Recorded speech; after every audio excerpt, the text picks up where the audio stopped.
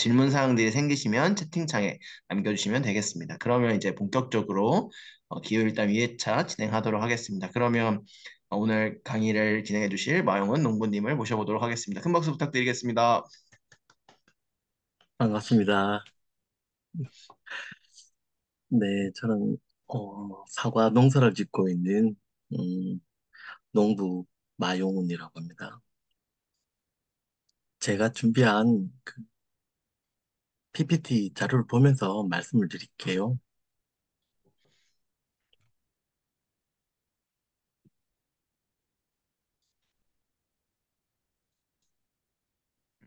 검은 경험만 가능하실 겁니다. 네네, 잠깐만요. 네, 잠깐만 기다려 주시면 되겠습니다.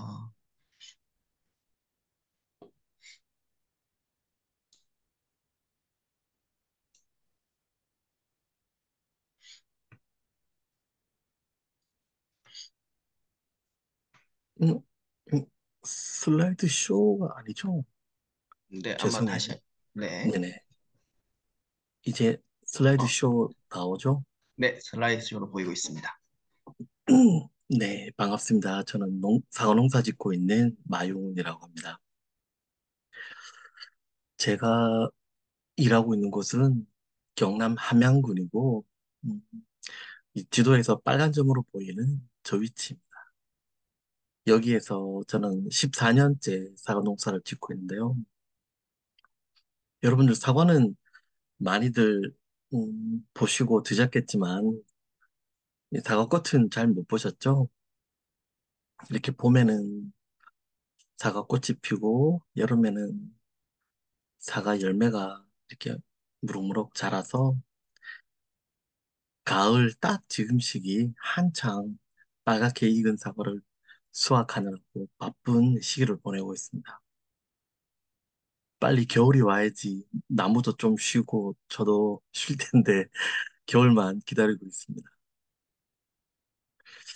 저희 사과밭에는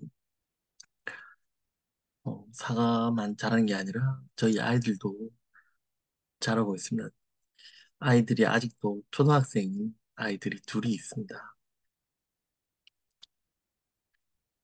근데 요 근래 들어 뉴스를 보시면 우리나라 물가 이야기할 때, 특히 추석을 앞두고 추석 물가 이야기할 때 꼭 빠지지 않는 게 사과값이에요. 그래서 올해는 추석 때 금사가 파동이 없다, 뭐 이런 기사, 올 차례상 장만하는데 돈이 이만큼 드는데 이게 작년보다 조금 내려갔대요. 그게 바로 사과값이 내려가서 올해 제수 비용도 줄었다, 뭐 그런 기사.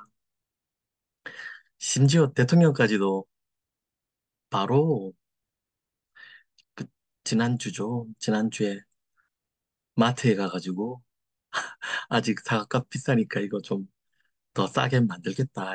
이렇게 하고 가셨어요. 이렇게 사과가 사과값이 큰 이슈가 된 게 바로 지난해 지난해 가을부터 올해까지인데요. 이 지난 4월 1일자 이 기사를 보면 우리나라 사과 가격이 세계 1위라는 그런 기사가 나온 적이 있습니다.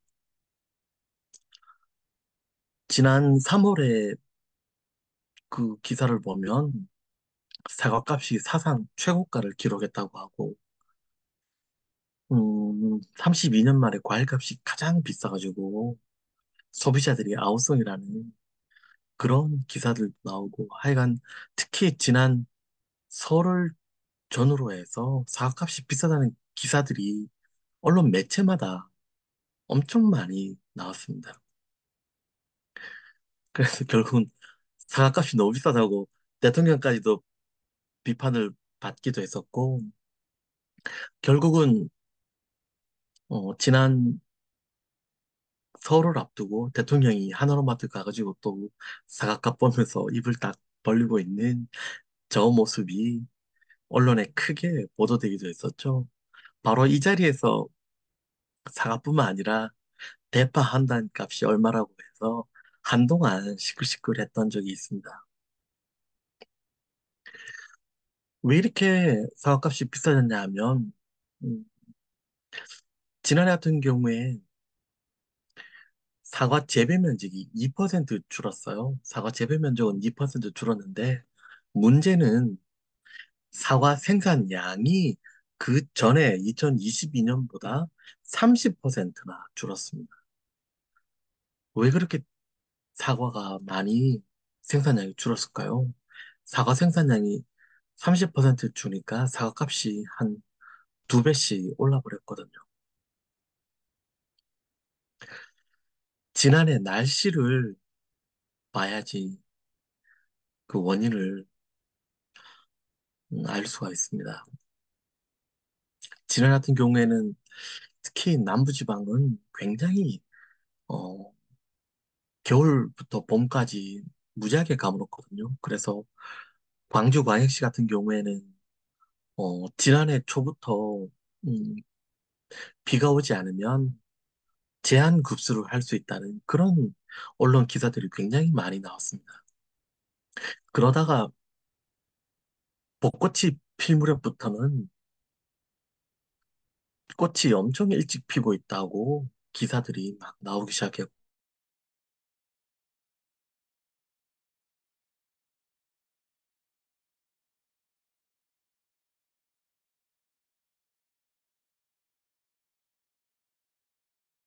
부산 같은 경우 꽃이 와 있습니다.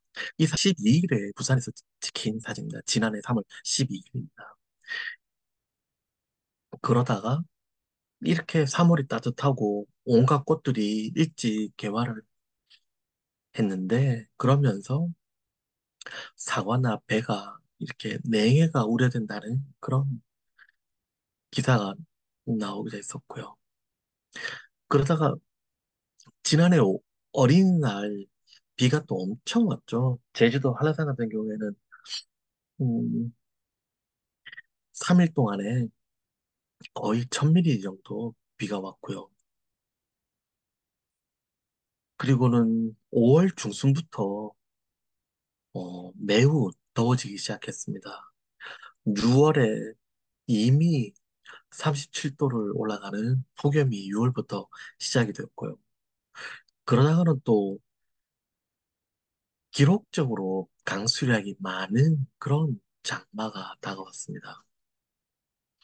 비가 무지하게 많이 와서 지난해 우리나라에서 큰 인명피해도 몇몇 큰 사건들이 있었죠. 장마가 끝나자마자 또 폭염이 시작이 되었고요. 이런 날씨가 도대체 어떤 영향을 농사에 주었을까요?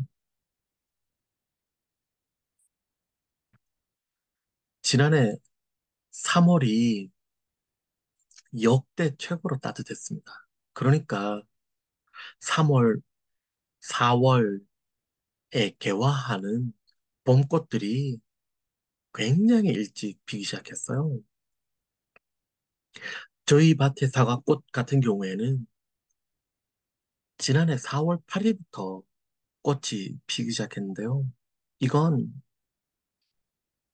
사과 농사 지은 이래 가장 이른 시기에 사과꽃이 개화한 기록입니다. 그러다가 4월 17일에 한창 사과꽃이 필 무렵에 아주 된소리가 하얗게 내렸어요. 소리가 내리면 사과꽃에 이 가운데 있는 암술과 수술 부분이 말라서 죽어버립니다. 그러면 아무리 벌과 나비가 꽃가루를 옮겨줘도 이 꽃은 열매를 맺지 못하게 돼요. 이렇게 봄에 냉해 피해를 입은 그 꽃샘추위 피해를 입은 사과 꽃봉오리를 칼로 이렇게 잘라보면 꽃봉오리를 세로로 잘랐는데 이렇게 약간 음, 약간 연 노란색으로 동글동글하게 보이는 게 수술이고, 가운데 약간 갈색으로 길쭉하게 보이는 게 바로 이 암술입니다. 근데 이 암술도 수술과 같은 이런 색깔이어야지 정상인데, 꽃샘 추위 때문에 암술이 얼어서 죽어버렸어요. 그래서 이렇게 꽃 속에 암술이 갈색으로 보이고, 그렇게 되면 이 꽃이 개화를 하고, 아무리 벌과 나비가 찾아와서 꽃가루를 묻혀주더라도 이 꽃은 열매를 맺지 못하게 되는 겁니다. 그러다가 아까 4월 17일에 서리가 왔었는데, 4월 27일에 또 한 번 완전 된서리가 왔어요. 이때 서리가 얼마나 심했냐 하면, 그 다음날 저희 밭에 있는 감나무인데, 감나무에 새 순이 이렇게 추위 때문에 싹 얼어 죽은 그런 모습을 볼 수 있었습니다. 이때 서리가 얼마나 지독했냐 하면, 저희 동네에 한 150그루가 되는 감나무밭이 있는데, 그 감나무밭 전체에서 지난해 감 열매 한 알도 생산하지 못했어요. 싹 다 죽어버렸습니다.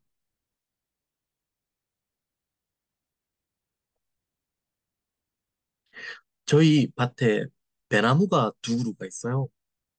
이 2019년에는 이렇게 배 열매가 주렁주렁 열려 있는 모습을 볼 수 있었는데요. 두 그루에서 음, 적어도 한 네다섯 상자씩은 수확을 하는 그런 제법 큰 배나무입니다. 그런데 지난해 저희 밭에 이 배나무들은 열매를 하나도 맺지 못했어요. 바로 봄에 꽃이 필 무렵에 두 번의 그 된서리 때문에 냉해 피해를 받아서 저희 배나무들도 꽃은 피었지만 꽃 안에 있는 암술 수술이 다 죽어버려서 열매를 한 알도 맺지 못했습니다. 이런 피해가 이 지난해에는 전국적으로 있었어요. 그러다 보니까 사과꽃도 굉장히 큰 피해를 받아서 전국적으로 사과 생산량이 아주 줄어들게 되었습니다. 그래서 냉해 때문에 과수 농가들이 농사 망쳤다는 그런 기사들이 어, 나오기도 했었죠. 제가 14년째 사과 농사를 짓는데, 제가 농사를 짓던 바로 첫 해는 이렇게 4월 이건 제가 그때 페이스북에 올린 건데요. 4월 27일에도 아직 꽃이 피기 직전이고 꽃이 이렇게 꽃봉오리 상태이지 펴 피지 않은 그런 상태였습니다. 제가 농사를 짓던 둘째 해인 2012년에는 4월 26일이 되어야지 겨우 한 송이 두 송이 피기 시작했습니다. 근데 지난해에는 4월 8일부터 꽃이 피기 시작했어요.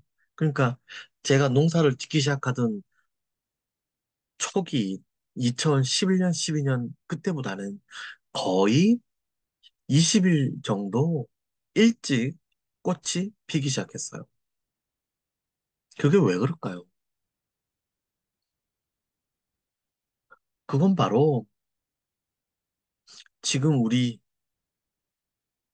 어, 우리 지금 환경이 점점 더워지고 있고, 겨울은 따뜻해지고, 겨울은 짧아지고, 봄이 일찍 오기 때문에.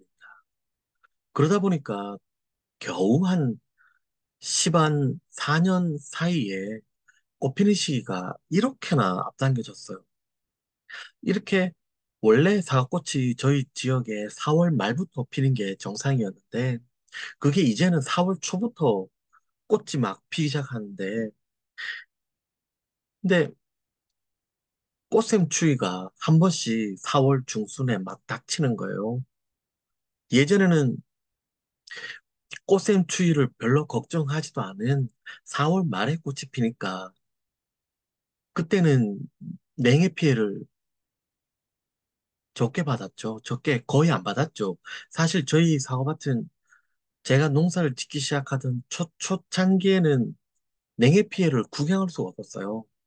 그러다가 2018년께부터 꽃 피는 속도가 굉장히 일러지더니 2018년부터 거의 해마다 이런 꽃샘 추위 때문에 냉해 피해를 보고 있습니다.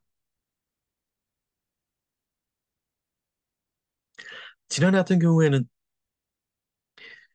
장마도 아주 기록적인 양의 비를 뿌렸죠. 그래가지고 하도 비가 많이 와서 7월 한 말쯤 되니까 저희 후지사과, 부사라고 불리는 그 사과인데요. 나무들이 너무나 스트레스를 많이 받아가지고 이 7월 말쯤에는 이렇게 잎이 다 말라 죽는 이런 피해를 무지 많이 입었습니다.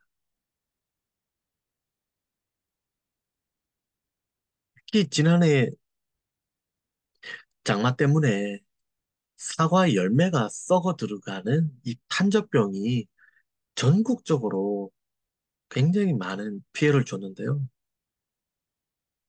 이렇게 사과 열매나 사과 나무의 잎을 병들게 하는 대부분의 원인들은 바로 곰팡이에요. 근데 곰팡이가 제일 좋아하는 환경이 어떤 것입니까? 습기가 많고 축축하고 그런 것이죠. 집에서도 보면 화장실 이런 곳들이 가장 먼저 곰팡이가 번성하기 시작하는 곳이잖아요. 근데 야외에 있는 사과나무에도 지난 같은 경우에 비가 하도 많이 오니까 늘 축축하게 젖어 있잖아요. 습도가 너무 높고. 그러다 보니까 이 사과나무에 사과나무와 열매와 잎에 병을 일으키는 그런 곰팡이들이 너무 살기 좋은 환경이 되어서 이런 병이 지난해 아주 창궐했습니다. 그래가지고 지난 봄에 냉해와 지난 여름 장마, 엄청난 장마 때문에 생긴 이런 병 때문에 지난해 사과 생산량이 그 전년도보다 30%가 줄었어요. 지난해 저희 밭은 정말로 간발의 차이로 냉해 피해를 적게 받았습니다. 적게 받았는데 그러니까 사과나무 같은 경우에요. 저희 밭에 배나무는 냉해 피해를 받아서 꽃이 100% 죽어서 열매를 하나도 맺지 못했거든요. 근데 어, 사과나무는 배하고는 조금 생리적인 특성이 다르고 추위에 배보다는 조금 더 강하거든요. 그래서 저희 밭은 냉해 피해가 아주 심하진 않았는데 저희 같은 동네 저희 농장보다도 해발이 한 100m, 100m, 150m 낮은 같은 동네지만 저희보다 해발이 그만큼 낮은 그런 지역에 있는 사과밭들은 굉장히 큰 냉해 피해를 입었습니다. 저랑 아주 친하게 지내는 그 동네 동생이 있는데 그 동생네 사과밭이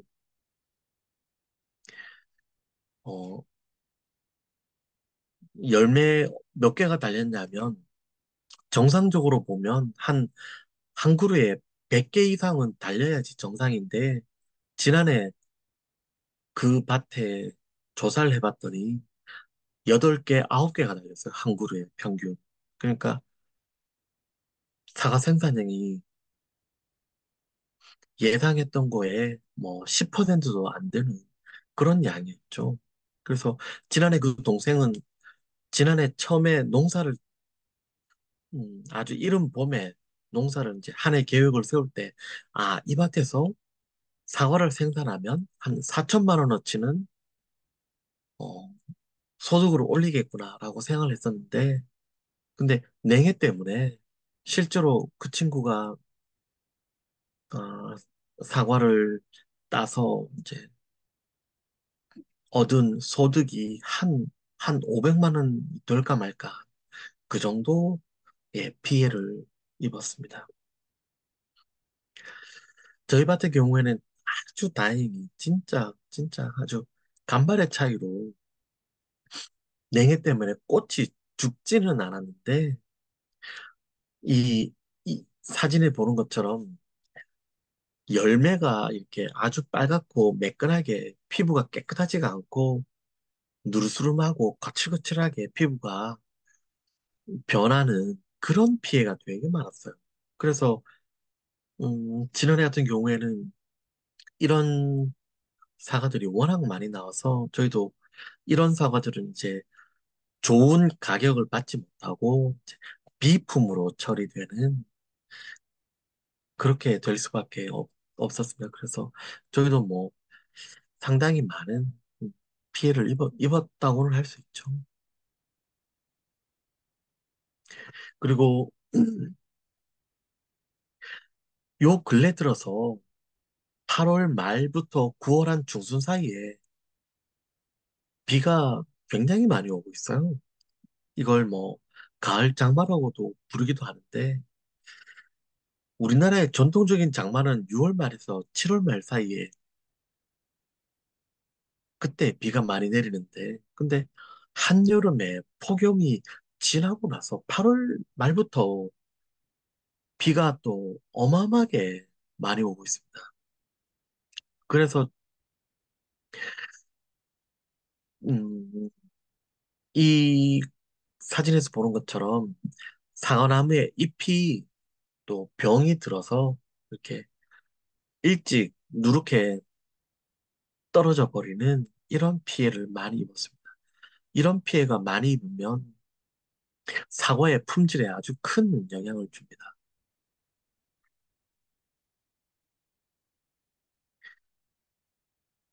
이거는 뭐냐면요. 이 사과 표면에 이렇게 동그란 뭐 상처 같은 게 하나가 보이지 않습니까? 근데 이 사과를 갈라보면 애벌레가 열매를 파먹고 들어간 흔적입니다. 이게 복숭아 순나방이라는 그런 벌레인데요. 이 벌레가 지금 사과 관련한 교과서에는 1년에 3, 4세대 번식한다고 나와 있어요. 이게 음, 그 유충 애벌레 상태에서 겨울을 나서 나방이 되어가지고 그 어른 나방이 알을 낳고 그 알에서 다시 애벌레가 나와서 또 애벌레가 사과 나무의 열매나 순을 먹으면서 자라가지고 나방이 되고 그런 세대를 한 세 번, 네 번, 1년 동안 세 번, 네 번 거친다고 교과서에 나오는데 최근 들어서는 1년에 5세대를 번식한다는 그 기록들이 나오고 있습니다. 왜 그러냐면 이게 다 점점 더워지고 있기 때문에요. 겨울이 짧아지고 봄이 일찍 오니까 이런 해충들이 더 일찍부터 살아가기 시작하는 거죠. 더 일찍부터 번식을 하고 그래서 점점 더 기온이 오르면 오를수록 이런 해충의 피해가 많이 생기고 있어서 농사 짓는데 아주 큰 애로를 겪고 있습니다. 우리나라 장마 중에 가장 비가 많이 왔던 장마가 바로 2020년이죠. 그해 54일 동안 중부지방 같은 경우에는 정말 어마어마하게 많은 비가 왔었는데요. 거의 뭐 두 달 가까이 54일 동안 진짜 계속 비가 왔습니다. 그해, 그해 12월이 되니까 빨간 사과가 사라지고 하얀 사과가 온다는 그런 기사가 나왔어요. 이거는 2019년에 BBC에 보도된 자료인데 어떻게 기후변화가 빨간 사과를 죽이는가라는 그런 기사입니다. 앞서서 2020년 우리나라 언론에 빨간 사과가 사라진다. 2019년 BBC에도 기후변화가 빨간 사과를 죽인다라고 나와 있는데 우리나라에서 생산되는 대부분의 사과가 빨간 사과. 우리나라 사람들이 좀 빨간 사과를 아주 좋아하는 경향이 있어요. 근데 사과가 이렇게 빨갛게 되려면 사과 표면에 안토시아닌이라는 색소가 만들어야 되는데요. 세 가지 조건이 있습니다. 그러기 위해서는. 첫 번째는 당이 축적이 되어야 되는데, 당은 사과나무 잎이 햇빛을 받아서 광합성을 해서 대기 중에 이산화탄소를 흡수하고 뿌리에서는 물을 빨아올려서 이산화탄소와 물을 결합을 시켜서 당을 만들자는 탄수화물. 그렇게 광합성을 열심히 해서 당을 만들어야지 사과가 빨갛게 되고 두 번째는 사과 열매가 햇빛을 직접 받아야지 열매 표면이 빨갛게 됩니다. 안토시아닌이 만들어집니다. 세 번째 조건이 어느 정도 서늘해야지 안토시아닌이 잘 만들어지는데요. 15도에서 20도 정도가 안토시아닌이 만들어지기 가장 좋은 조건입니다. 그런데 아까 BBC에서 기후변화가 왜 빨간 사과를 죽이는가라고 했던 건 기후변화 때문에 지구 전반적으로 기온이 상승하니까 이 최적 온도 조건을 만들어주기가 점점 어려워지고 있다는 것 때문에 그런 기사가 나왔고요. 이 세 가지 조건 때문에 제가 굉장히 애를 먹었던 해가 바로 2019년입니다. 2019년이 2019년에 가을에 비가 무지하게 왔습니다. 8월에도 15일 동안 비가 왔었고 9월 들어서도 16일 동안이나 저희 동네에 비가 왔어요. 9월 1일부터 12일 사이에 하루만 빼고 매일같이 비가 왔고요. 지금 이 그림의 어, 일기 주간 예보는 제가 그해 9월 1일에 확인한 건데 그 다음 주인 8일, 9일, 11일 계속 비가 왔습니다. 해가 나지 않았어요. 그러면 음, 무슨 문제가 생기냐 하면 사과 열매가 햇빛을 직접 봐야지 햇, 햇빛을 봐야지 바로 안토시아닌이 만들어지고 빨갛게 생기잖아요. 근데 8월 말부터 9월 초까지 계속 흐리고 비가 오니까 사과 열매가 빨갛게 되지가 않아요. 특히 9월에는 추석을 앞두고 9월 13일 추석을 앞두고 우리나라 우리나라 사과 재배 면적의 한 15% 정도가 홍로라는 품종인데요.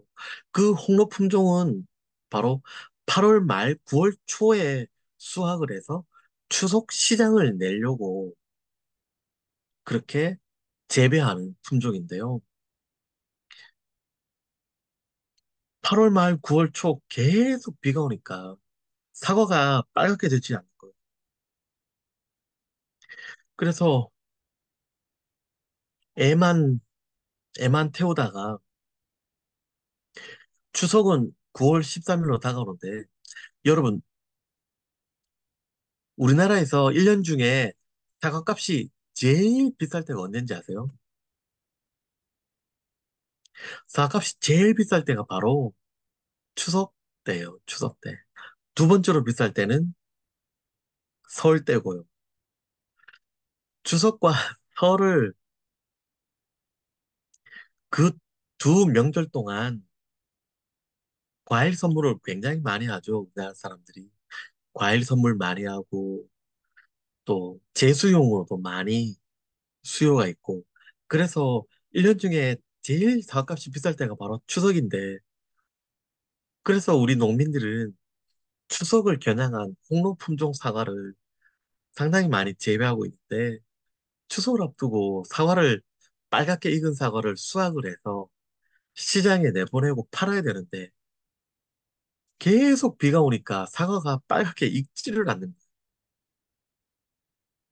근데 또 일기예보를 보면 9월 7일에는 태풍이 서해안을 따라서 강력한 태풍이 서해안을 따라서 북상을 한대요. 그러면 여러분 같으면 어떻게 하시겠어요? 태풍이 불면 수확기가 이미 시기적으로는 홍로 사과는 수확기거든요. 수확기인데 수확기에 든 사과는 쉽게 떨어져요. 태풍이 불면 사과가 우수수 막 떨어질 수가 있는데 어떻게 하시겠어요? 사과는 아직 빨갛게 익지도 않았는데 추석은 다가오고 그 중간에 태풍이 온다는데 여러분 같으면 어떻게 하시겠어요? 이 해에 저희를 비롯해서 우리나라의 거의 대부분의 사과 재배 농가들이 음, 음, 완전히 빨갛게 색이 나지 않은 조금 덜 익은 그런 사과를 수확을 해서 시장에 내보낼 수밖에 없었어요. 왜냐하면 추석 대목을 지나면 사과 도매시장 가격이 한 절반 정도로 뚝 떨어지거든요. 게다가 이 수확기에 태풍이 닥치면 사과 열매가 떨어지면 그거 엄청 큰 손실 아니에요. 그래서 굉장히 많은, 그러니까 대부분의 농민들이 궂은 날씨에도 불구하고 사과를 수확해서 시장에 냈어요. 냈더니 그의 사과값이 어마어마하게 폭락했습니다. 그의 사과 한 상자, 10kg 사과 한 상자 가격이 도매시장에서 10,000원 받으면 굉장히 잘 받은 거라고 그랬어요. 다들 그냥 한 상자에 몇천 원씩밖에 받지 못하던 그런 때가 있었습니다. 그해 가을 장마 때문에 사과가 빨갛게 되지 않아가지고 진짜 다들 어마어마하게 애를 먹었어요. 근데 여기 예보를 보시면 그래도 최저 기온은 굉장히 낮아요. 지금 보니까 다 19도, 17도, 16도, 19도, 20도, 대체로 20도나 20도보다 조금 낮게 최저 기온이 내려가잖아요. 이렇게라도 최저 기온이라도 좀 내려가면 사과가 빨갛게 되는 데에는 그나마 좀 도움이 돼요. 근데 원래 같은 경우에는 어때요? 원래 같은 경우. 원래 같은 경우에는 최저 기온이 거의 열대야 수준이잖아요. 거의 23도, 24도 그 정도 수준으로 최저 기온이 내려가지 않거든요. 그러면 원래 농사 어떻게 됐을까요? 원래 농사 얘기는 좀 이따 할게요. 그게 2019년도 우리나라에 가장 많은 숫자의 태풍이 영향을 준 해였습니다. 무려 태풍이 7개나 와서 영향을 줬어요. 진, 진짜 어마하게 태풍이 많이 불었습니다. 태풍이 불면 오른쪽 사진처럼 이게 2012년 딱 8월 말이었어요. 2012년 8월 28일, 29일경인데 이게 바로 그 수학기에 접어든 홍로사과인데요. 홍로사과 같은 경우에 나무에 달려있는 것보다도 더 많은 열매들이 다 바닥에 떨어졌죠.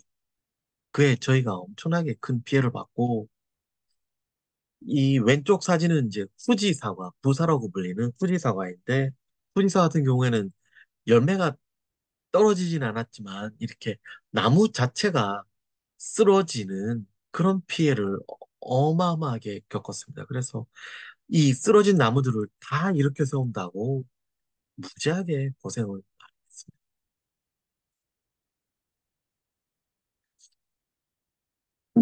2018년 같은 경우에는 어, 그때만 해도 이제 기상 관측 사상 최악의 폭염이 있던 해가 바로 2018년이었죠. 2018년이 또 우리나라에서 최고 기온 기록을 세웠던 해가 바로 2018년이었어요. 이렇게 폭염이 들면 음, 사과나무가 굉장히 많은 스트레스를 받거든요. 2018년 다음으로 올해를 제외하고 2018년 다음으로 유명한 폭염이 있던 해가 바로 1994년하고 2016년인데요. 2016년 같은 경우에 그해 8월에 어마어마하게 그해도 아주 더운 여름이었고 2010년 폭염하고 올해 2024년 폭염하고 패턴이 되게 비슷하대요. 2018년 폭염은 최고 기온이 높았지만 밤 기온은 좀 떨어졌거든요. 근데 올해 폭염은 최고 기온은 기록적으로 높진 않았지만 밤 기온이 높았잖아요. 그 패턴하고 비슷한 게 바로 2016년 폭염인데 그해도 폭염과 가을 장마가 무지하게 심했어요. 그래서 저희 밭에 몇 그루가 있던 홍옥이라는 사과, 아주 빨갛게 익는 사과인데 얘들이 너무 스트레스를 많이 받아가지고 열매가 그냥 이건 태풍이 분 게 아니에요. 태풍이 분 것도 아닌데 나무가 너무 스트레스 받으니까 열매를 다 떨어뜨려 버린 거예요. 올해도 이 호옥나무가 이만큼 또 열매를 떨어뜨렸어요. 아, 환장하겠어요. 이렇게 점점 더워지고 점점 더워지는데 그 속도가 무지하게 빠르게 변하고 있거든요. 겁날 정도로 기후가 빠르게 변하고 있어요. 그래서 해마다 겨울은 짧아지고 봄이 일찍 오고 봄이 일찍 와서 꽃은 일찍 피려고 하는데 꽃샘 추위가 닥쳐가지고 냉해가 발생하고 그 때문에 사과가 열매를 맺지도 못하는 그런 피해가 많이 생기죠. 또 올해 같은 폭염이 생기면 사과나무는 원래 체질적으로 서늘한 기후를 좋아해요. 서늘한 기후를 좋아하는데 올해처럼 날씨가 여름에 너무 더우면 사과나무가 스트레스를 너무 많이 받아서 열매가 잘 크지를 못해요. 열매가 크지 않고 열매도 빨갛게 되지도 않고 또 열매가 단단하게 되지도 않고 굉장히 물러져요.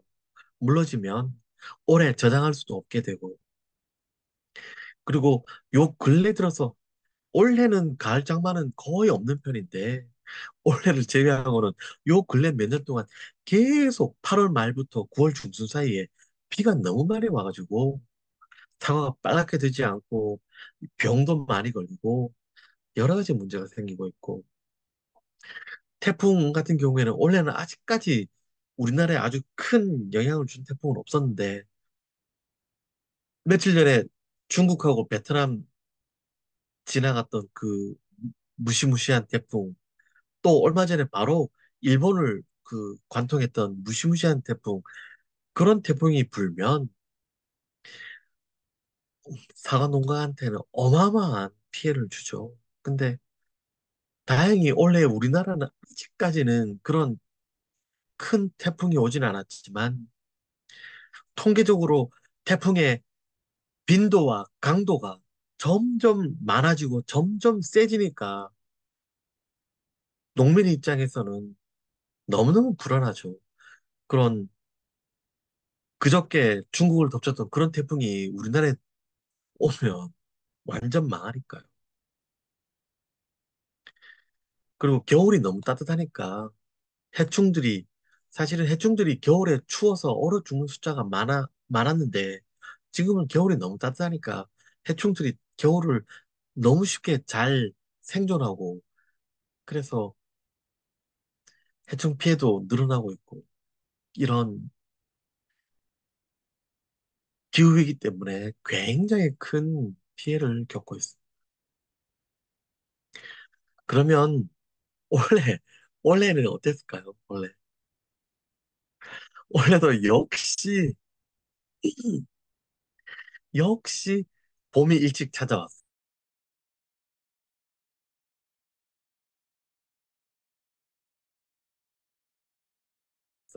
제주도 매 폈다고 하죠.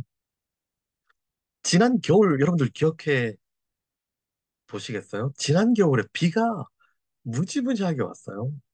또 겨울이 무지하게 따뜻했죠. 지난 겨울에 12월에 12월 12월에도 비가 되게 많이 왔는데 그때 개구리들이 저희 동네에서 개구리들이 겨울잠을 자야 될 그런 개구리들이 너무 따뜻하고 비가 오니까 겨울잠 자다가 깨가지고 돌아다녔어요. 그래서 지난 겨울을 보면 역대 두 번째로 따뜻한 겨울이었고, 강수량 같은 경우에는 압도적으로 역대 1위를 기록했어요. 그러다가 4월에도 4월부터 막 30도 올라가는 그런 더위가 찾아왔고요. 그러다가 올해도, 지난해도 그랬지만 올해도 어린이날 때 비가 또 무지하게 왔죠. 그래서 전라남도, 경상남도 등등 이쪽 지역에 하루에 내린 강수량 기록을 여러 곳에서 새롭게 경신을 했죠. 그러다가 6월 들자마자 또 무지하게 더웠고요. 우리나라에서 가장 더운 6월을 보냈습니다. 지난 6월이 아주 음, 가장 더운 6월이었고요. 그래서 서울 같은 경우엔 6월 말에 이미 열대야가 시작이 됐고, 음, 뭐, 올여름에 뭐 40도를 올라갈 거라는 그런 예측들이 6월부터 마구 나왔습니다. 그러다가 장마는 비교적 큰 피해를 주진 않고 좀 짧게 지나갔는데 그 때문인지 폭염이 더 셌죠. 비라도 좀 많이 오면 폭염이 좀 누그러질 텐데 장마가 좀 일찍 끝나고 비가 적게 오니까 아주 폭염이 맹위를 떨쳤습니다. 그래서 우리나라 서울 열대야가 싱가포르보다도 더 더웠다고 그러고 원래 폭염과 열대야 기록 다 갈아치웠죠. 그래서 올여름이 역대 1위로 가장 더운 여름이었고 폭염 일수도 역대 1위로 가장 많았고 8월 달 가장 더웠죠. 열대야 일수도 역대 1위고 서울 같은 경우에는 며칠 전까지도 열대야를 겪었죠. 아마 오늘 내일도 열대야 나올 것 같은데요. 제주 같은 경우에 열대야가 어제까지 해서 아니 나 오늘 어제 오늘까지 해서 60일 기록했다고 제가 뉴스를 봤습니다. 서울이 서울이 올여름에 40일 아마 기록했죠. 무지무지하게 네 다들 고생하셨을 것 같아요. 그러면 저희 사과농사 어떻게 됐을까요? 이게 오늘 아침에 찍은 저희 홍로 사과밭 사진입니다. 어떤가요?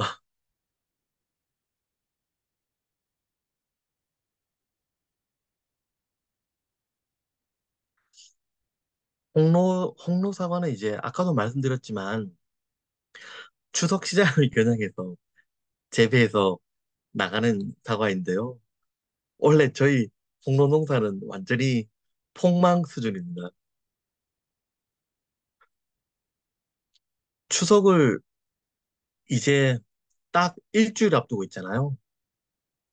추석을 일주일 앞둔 오늘 아침에 저희 밭에 이렇게 많은 숫자의 홍로 열매가 나무에 달려 있는 건 이번이 처음입니다. 예년 같으면 추석 일주일 전이면 사과가 하나도 남아있지 않아야지 정상이고 그러는데 올해는 네 홍로 홍로 농사는 아주 그냥 네 별로 좋지 않습니다. 보시면 아시겠지만 사과 열매가 아직 빨갛게 익지 않은 사과가 열매들이 굉장히 많아요. 그건 바로 여름의 폭염 때문이죠. 폭염. 너무 더우니까 안토시아닌 색소가 만들어질 수가 없죠. 특히 밤 기온조차도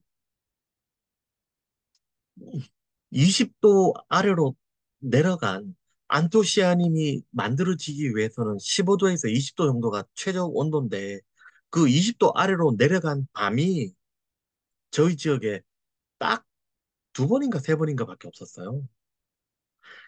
제가 농사를 지으면서 그렇게나 애를 많이 먹었던 2019년에조차도 거의 9월 초에 들어서는 20도 아래로 밤 기온들이 많이 내려갔었는데 올해는 진짜 무지무지한 폭염을 겪고 있고 아직까지도 낮에 밖에서 일하기가 너무너무 힘들 정도로 진짜 덥습니다. 이렇게 해마다 점점 더워지면 이런 사과농사 음, 너무너무 힘들어지고 있어요.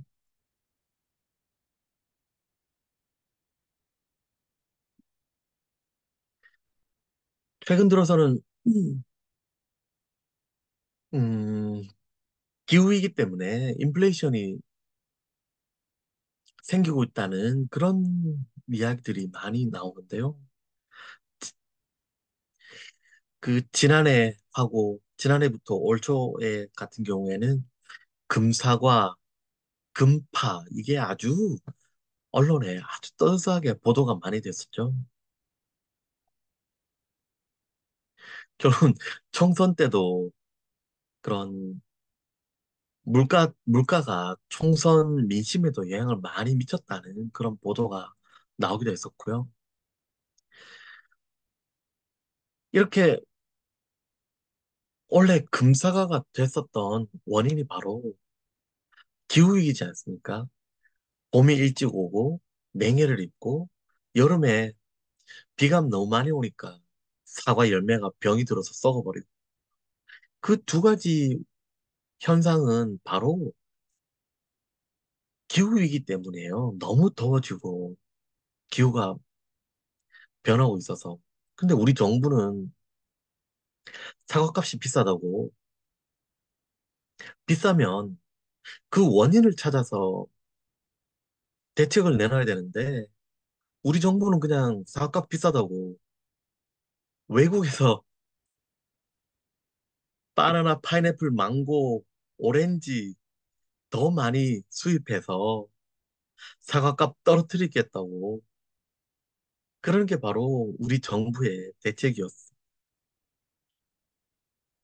아휴, 무지 답답해요.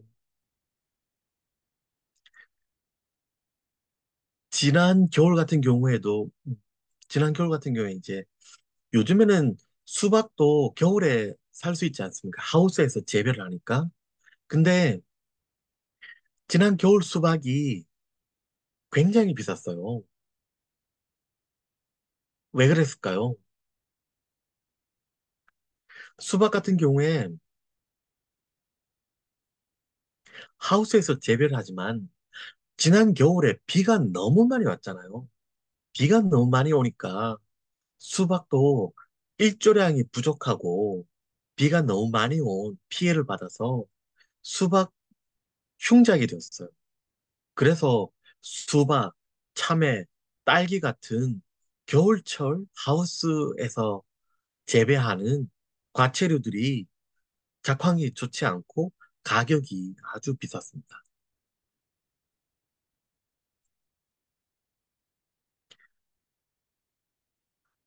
지난 3월에도 3월까지도 비가 무지하게 많이 왔거든요. 그랬더니 비가 너무 많이 와서 3월에도 강원도에 감자도 제대로 심지 못하는 그런 일들이 있었어요. 이거는 올해 4월 달 기사인데 김, 김 값도 엄청 올랐다고 그러죠. 김도 왜 올랐냐면 김, 김 바다에서 양식을 하는데 바닷물의 온도가 너무 더워지면 김이 흉작이랍니다. 그래서 우리나라에서 김이 생산량이 그만큼 많이 줄었고, 게다가 일본 같은 경우에는 일본 규슈에 아리아케 해라는 바다가 있는데 그 바다가 일본 김의 절대적인 생산 중심지거든요. 근데 그 아리아케 해가 거기도 바닷물이 너무 따뜻해져서 김이 아주 흉년을 입었어요. 그랬더니 일본 사람들 어떻게 하겠어요? 일본 사람들 김 먹으니까 김도 많이 먹잖아요. 일본 사람들도. 그 김은 먹어야 되니까 어떻게 하겠어요? 우리나라 김을 많이 수입했어요. 일본에서. 그러니까 우리나라도 생산량은 별로 많지도 않는데 일본 일본에 또 수출도 많이 더 많이 해야 되니까 그것 때문에 김값이 비싸졌습니다. 제주 같은 경우에는 제주뿐만 아니라 우리나라 내륙도 마찬가지인데 지난 봄에 마늘 농사가 아주 작황이 안 좋았어요. 왜 그러냐 하면 비가 너무 많이 오니까 겨울 동안 마늘 같은 경우에 마늘, 양파 같은 경우에는 가을에 심어서 이른 봄에 수확을 하거든요. 근데 얘네들이 한창 자라야 되는 겨울 동안 비가 너무 많이 와서 좋은 품질의 마늘은 원래 왼쪽 사진처럼 육쪽 마늘이라고 해서 마늘 알이 큼직하고 통통하게 자라야지 이게 좋은 품질인데 겨울에 비가 많이 오면 웃자람을 해서 오른쪽 그림처럼 아주 작은 이런 마늘 쪽들이 얇게가 생기는 이런 피해가 많았다고 합니다. 제주 같은 경우에는 마늘 생산의 절반 이상이 이런 벌마늘 피해였다고 하죠. 이처럼 기후위기 때문에 굉장히 많은 농산물들이 작황이 부진해지고 있어요. 이거는 우리나라만의 문제가 아니고 전 지구적으로 그렇거든요. 근데 매일경제 같은 그런 언론에서도 우리나라의 곡물 작업률이 49%밖에 안 되는데 앞으로 기후위기 때문에 전 지구적으로 농사가 안 돼서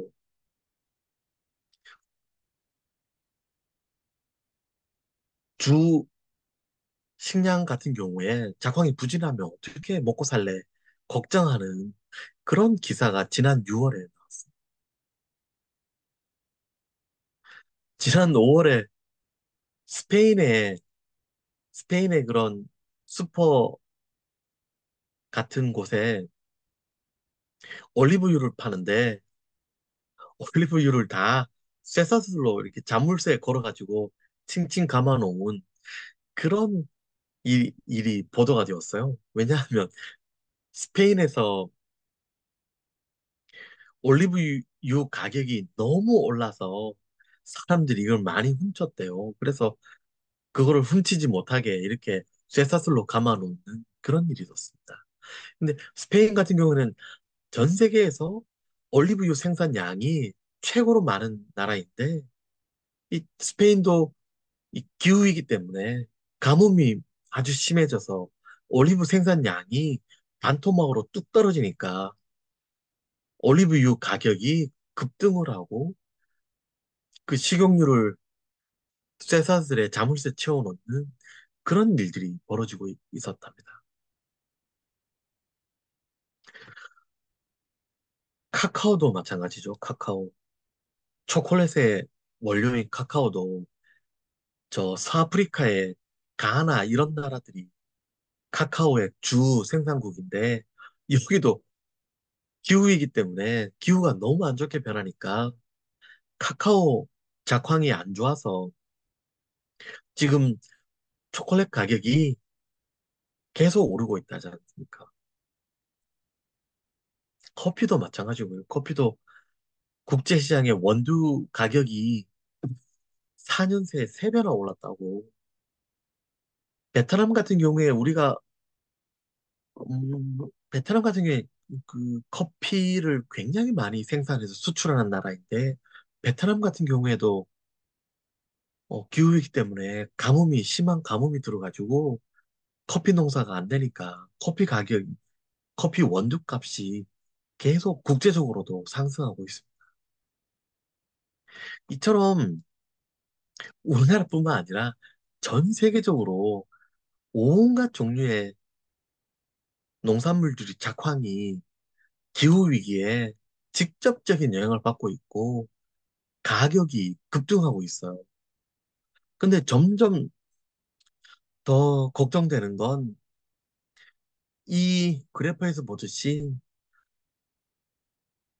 이때까지 가장 더웠던 연도가 언제냐 하면 제일 더웠던 해가 바로 2023년이 가장 더웠고 그 다음으로는 16년, 20년, 19년, 17년, 15년, 22년, 21년 이렇게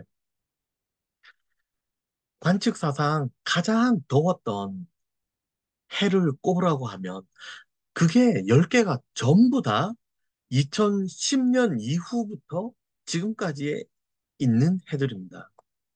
그만큼 최근 들어서 지구가 전체적으로 너무 더워지고 있어요. 너무 빨리 더워지고 있어요. 이 그래프도 보면 이 주황색 선이 2023년이고 약간 검붉은 선이 2024년인데 지금 2023년 7월부터 올해 거의 7월까지 지구 평균 기온이 사상 거의 최고를 기록하지 않습니까? 지금 23년 지난해 7월부터 올해까지 거의 12개월 동안은 완전 최고 기록이었고, 그것도 우리가 파리 협약을 통해서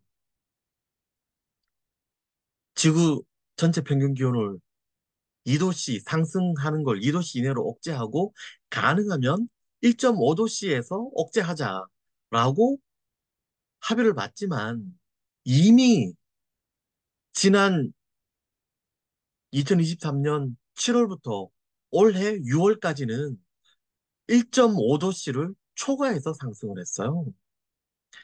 여기 이 선이 바로 1.5도씨 선이잖아요. 그것도 보면 그 전년도들에 비하면 압도적으로 기온이 높죠. 이게 점점 이렇게 더워지고 있어서 농사 짓고 있는 저로서는 너무너무 큰 걱정입니다.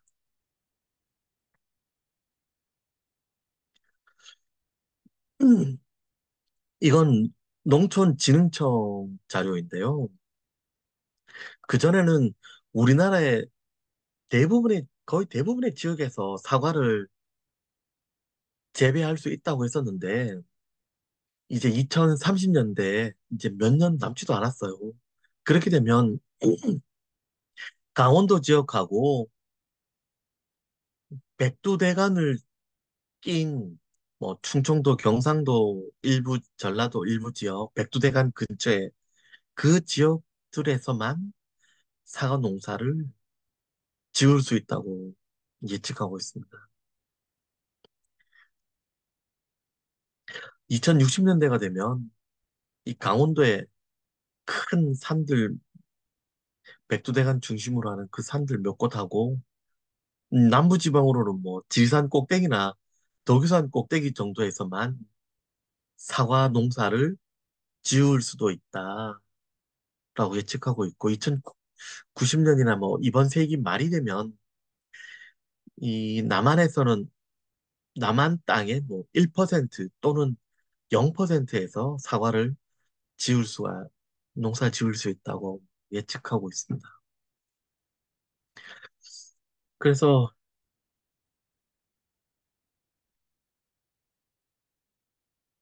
예전에는 연세 드신 분들은 좀 아실 텐데, 우리나라에 사과하면 대구가 우리나라 사과의 제일 중심지였어요.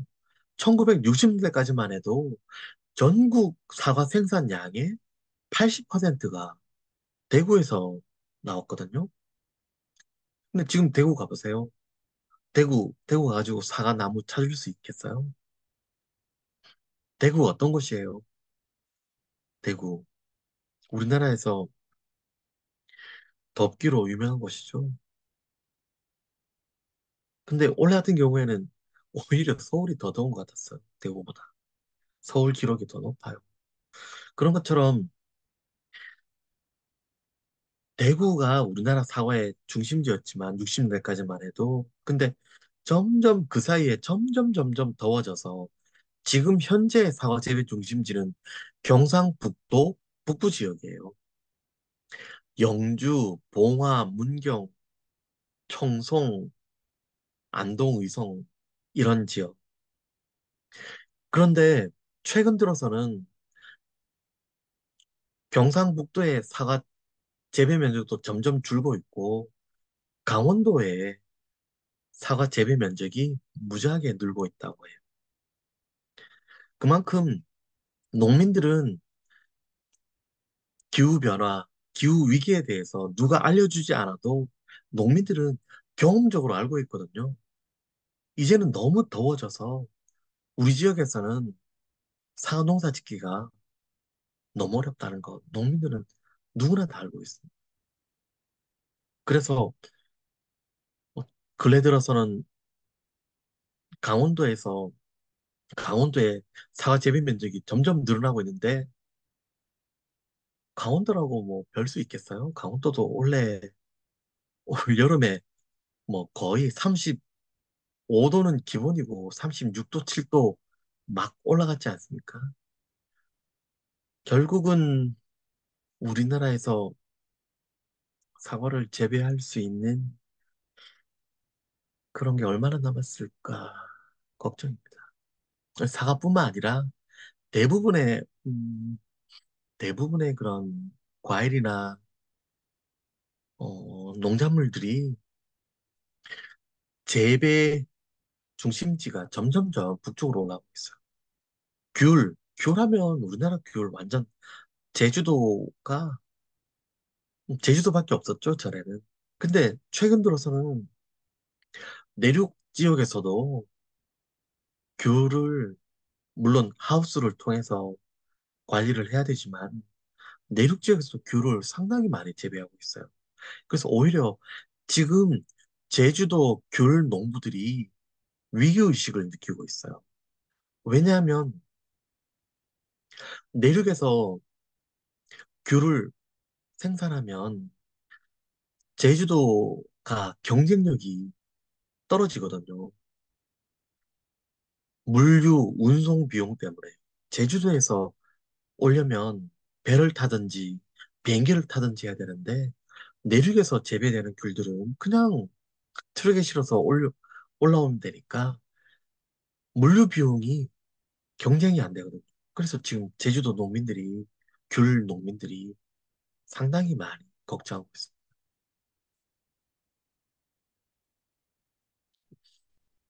그래서 앞으로 이번 세기 말이 되면 사과 재배할 수 있는 면적이 남한 땅에 뭐 1%가 될까 말까 한다는데,